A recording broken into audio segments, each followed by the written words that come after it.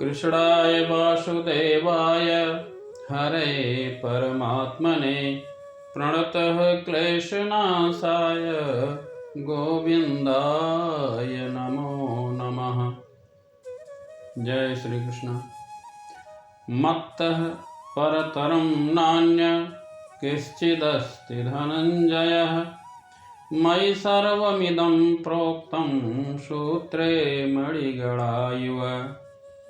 रसोऽहमप्सु कौन्तेय प्रभास्मि शशिसूर्ययो प्रणवः सर्ववेदेषु शब्दः खे पौरुषं ऋषु।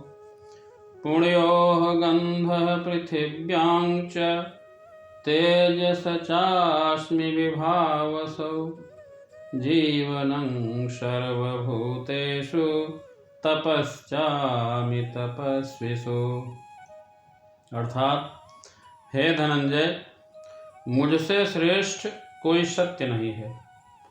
जिस प्रकार मोती धागे में गुंथे रहते हैं, उसी प्रकार सब कुछ मुझ पर ही आश्रित है। हे कुंती पुत्र, मैं जल का स्वाद हूँ, सूर्य तथा चंद्रमा का प्रकाश हूँ, वैदिक मंत्रों में ओंकार हूँ, आकाश में ध्वनि हूँ तथा मनुष्य में सामर्थ्य हूँ। मैं पृथ्वी की सुगंध और अग्नि की ऊष्मा हूँ। मैं समस्त जीवों का जीवन तथा तपस्वियों का तप हूँ। ऐसा भगवान श्री कृष्ण कह रहे हैं। ब्रह्म संहिता में लिखा है कि ईश्वरः परमः कृष्णः सच्चिदानंद विग्रह, मतलब परम सत्य भगवान श्री कृष्ण ही हैं जो आदि पुरुष हैं। समस्त आनंद के सागर गोविंद हैं और वे सच्चिदानंद स्वरूप हैं। भौतिक जगत में ब्रह्मांड के आदि जीव ब्रह्मा को देवताओं, मनुष्यों तथा निम्न प्राणियों में सर्वश्रेष्ठ माना जाता है, किंतु ब्रह्मा से परे एक ब्रह्म है जिसका कोई भौतिक स्वरूप नहीं होता और जो समस्त भौतिक कलमश से रहित होता है। जो मनुष्य उसे जान लेता है वह भी दिव्य पुरुष बन जाता है, किंतु जो उसे नहीं जान पाते वे ही सांसारिक दुखों को भोगते रहते हैं। वह भगवान अंधकार की समस्त भौतिक अनुभूतियों से परे है। उनको जानने वाला ही जन्म तथा मृत्यु के बंधन का उल्लंघन कर सकता है। उन परम पुरुष से बढ़कर कोई सत्य नहीं है। वे सूक्ष्म से भी सूक्ष्मतम हैं और महान से भी महान हैं। वे मूक वृक्ष के समान स्थित हैं और दिव्य आकाश को प्रकाशित करते हैं। जिस प्रकार वृक्ष अपनी जड़ें फैलाता है, वे भी अपनी विस्तृत शक्तियों का प्रसार करते हैं। अतः परम सत्य ही श्री भगवान है। परमात्मा की शुरुआती अनुभूति उनकी विभिन्न शक्तियों द्वारा होती है और इस प्रकार उनका निराकार रूप में अनुभव होता है। जिस प्रकार सूर्य देवता एक पुरुष हैं और अपनी शक्ति सूर्य प्रकाश द्वारा अनुभव किया जाता है, उसी प्रकार भगवान अपने धाम में रहते हुए भी अपनी सर्वव्यापी शक्तियों द्वारा अनुभव किए जाते हैं। जल का स्वाद जल का मूलभूत गुण है। कोई भी व्यक्ति समुद्र का जल नहीं पिएगा, क्योंकि उसमें शुद्ध जल के स्वाद के साथ साथ नमक मिला रहता है। जल के प्रति आकर्षण का कारण स्वाद की शुद्धि है और यह शुद्ध स्वाद भगवान की शक्तियों में से एक है। परमेश्वर को अनुभव करने की यही विधि है।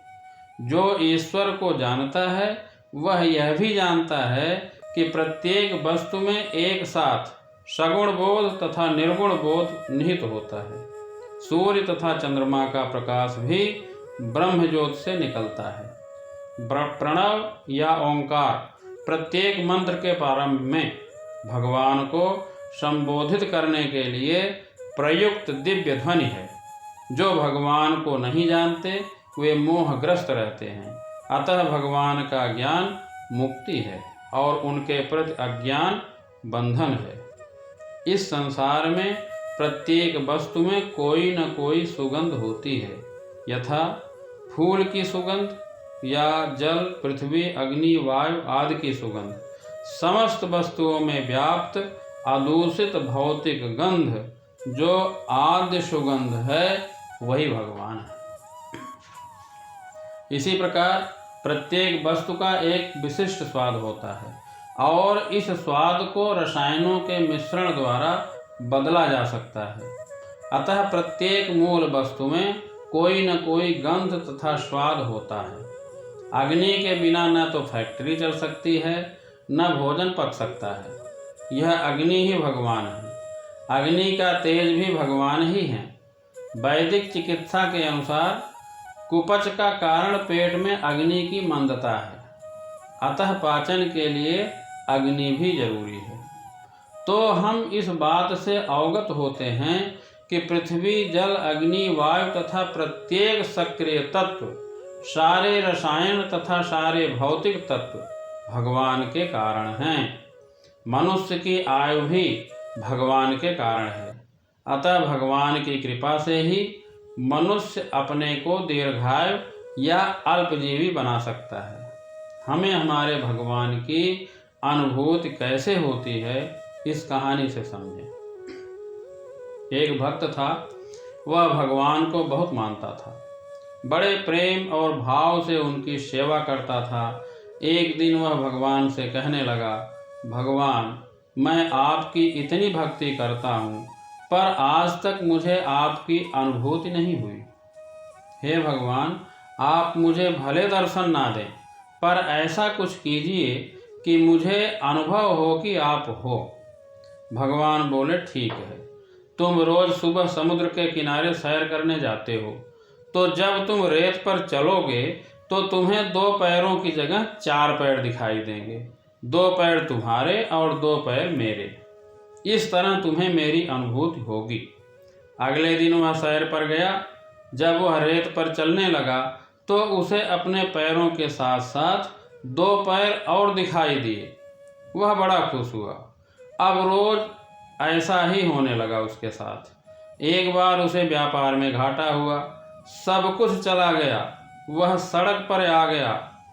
उसके अपनों ने उसका साथ छोड़ दिया, सारे रिश्तेदार साथ छोड़ दिए, घर वाले साथ छोड़ दिए। और यही दुनिया की प्रॉब्लम भी है कि बुरे वक्त में सब साथ छोड़ देते हैं। अब वह सैर पर गया, उस गरीबी हालत में भी सैर पर गया सुबह, तो उसे सिर्फ 2 पैर दिखाई दिए। अब 4 पैर नजर नहीं आ रहे हैं। उसे बड़ा आश्चर्य हुआ कि बुरे वक्त में सभी की तरह भगवान भी साथ छोड़ देते हैं क्या।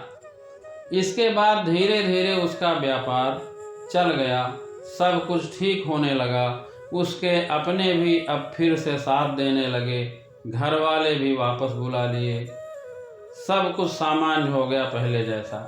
फिर जब वह उसके बाद तब सैर पर गया तो उसने देखा कि 4 पैर वापस दिखाई देने लगे। उससे अब रहा नहीं गया।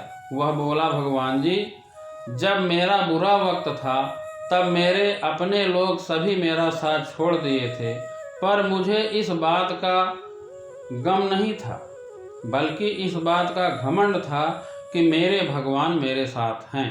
पर भगवान, आपने भी उस समय मेरा साथ छोड़ दिया था। भगवान ने बड़ी अच्छी बात कही कि तुमने एक ऐसे सोच लिया कि मैं तुम्हारा साथ छोड़ दिया। तुम्हारे बुरे वक्त में जो रेत पर तुमने सिर्फ 2 पैर के निशान देखे, वे तुम्हारे पैरों के नहीं थे, वे मेरे पैरों के निशान थे। उस समय मैं तुम्हें गोद में उठाकर चलता था, तो आपके पैरों के निशान दिखते नहीं थे। और आज जब तुम्हारा बुरा वक्त खत्म हो गया तो मैंने तुम्हें नीचे उतार दिया, इसलिए तुम्हें फिर से 4 पैर दिखाई देने लगे। तो भगवान भक्तों के बुरे दौर में साथ देते हैं, जब सारी दुनिया ठुकरा देती है। जय जय श्री कृष्ण।